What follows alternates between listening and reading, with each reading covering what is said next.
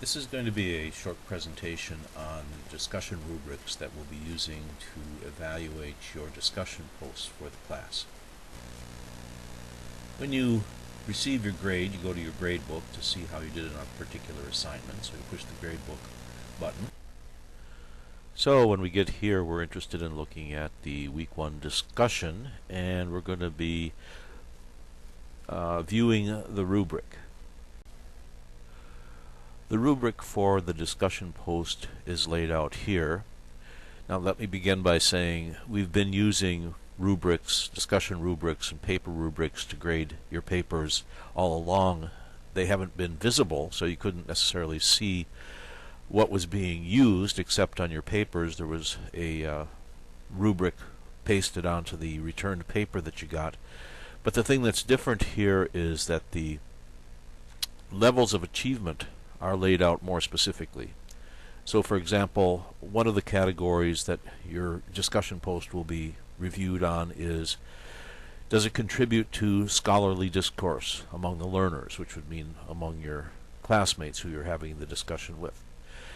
And there's 4 categories. It could be excellent, it could be good, fair, or poor. And the number of points or the percentages that will be assigned to that category will depend upon how well your post fits into the criterion or the standards that are laid out. So for example, an excellent discussion post in terms of its contribution to further discussion would require insightful, thorough, and application of theory to the real-world experiences and examples. Simply quoting from some of your sources obviously isn't enough. For the good category, the posting must include application of the theory to real-world experiences but may lack specific examples. In the fair category, posting states the theory but doesn't apply real-world experiences or does not include examples. And in the poor category, the posting does not state the theory and does not apply real-world experience and does not include examples. All right, so when I look at your posts, and when you look at your posts before you submit them, you should say, well, which one of the categories of contributing to scholarly discourse does my post fall into? Do I have the things that are necessary to make it an excellent post? Then within that, each level, there's a range so that you could have an excellent post and you could get 25%, which would be the full amount, or you could get 22.5%, which would still be considered excellent but less than the full amount, or you could be somewhere in between.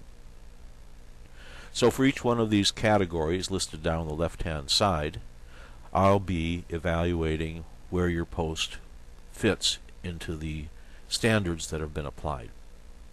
Those scores will be then totaled up. That'll give you a raw score for your post. And then we'll be looking at the deductions that might be applied. If your post was turned in on time and you had the sufficient number of posts for the week, or you didn't participate on more than one day, as you can see at the bottom, there's a list of penalties that apply depending on which of these requirements that your paper or your post is violated. Okay, so you could come up with a fairly high score, but if you didn't turn the post in by the time that it was required, you would lose points for that.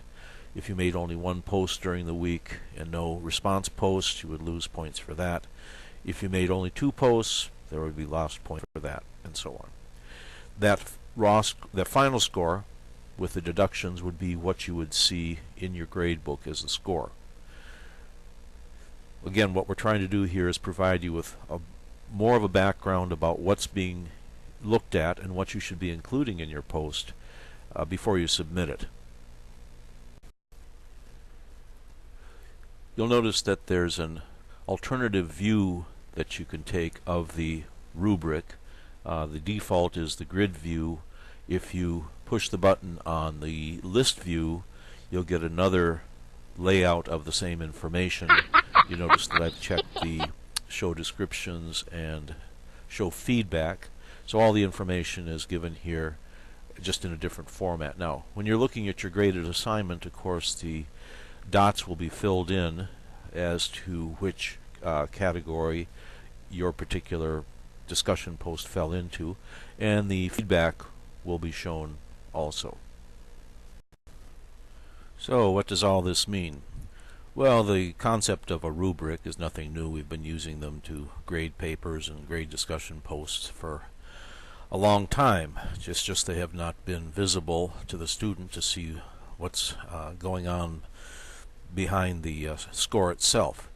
If you've been involved in education, rubric is a standard tool that's used throughout from elementary school through college. If you haven't been involved in education as a teacher, rubric to you might mean some sort of a puzzle where you turn the colors around to try to get them all lined up. But it's something that is useful as a method of both communication from the instructor to the student about what's required on particular assignments.